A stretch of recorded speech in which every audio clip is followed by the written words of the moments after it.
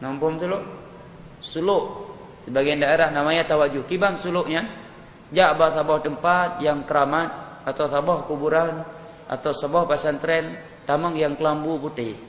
Tidak pakai kecuali baju putih, celana putih, hanjip baju kecuali ibu putih guys. Hanjip buh kuah kecuali kuah putih, kuah i metanyukeun bahasa Aceh.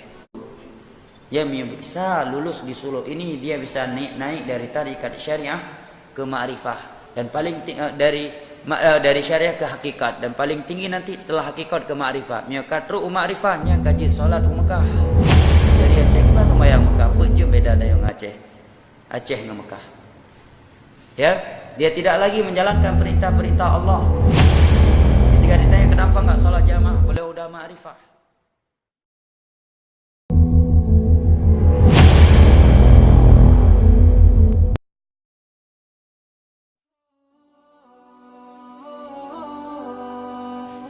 Waqala Zunnun alamatul arif salah satu. Tanda orang yang ka ma'rifah hebo. Nyon ingat. Bek dia pegah ma'rifah, gugur semayang, gugur puasa dan gugur hak-hak yang wajib Allah Taala. Tanda orang ma'rifah nyol hebo. Yang pertama, la yutfi'u nuru ma'rifatihi nura wara'ihi.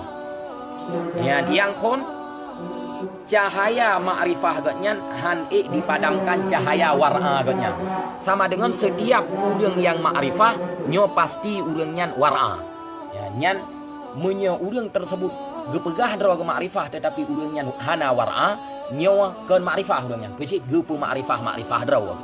Yang kedua syarat ma'rifah wala ya'taqidu batinan minal ilmi yang qudu alaihi zahiran minal hukmi. Tidak mengiktikadkan bahwa ilmu batin itu bisa merusak hukum zahir. Ya. Yang enggak jelas nyata lah kita. Ilminya batin han dapat ipu rusak yang hukum zahir kibang surah. Igotnya ngon sebab karena ilminya batin hukum-hukum yang zahir lagi puasa semaya tetap dilaksanakan.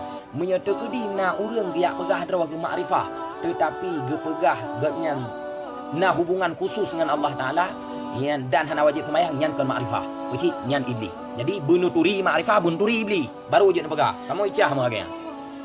Yang kedua ya syarat ma'rifah wala tuhmiluhu kasratu ni'amillahi ya alaihi ala hatki astari maharimillah.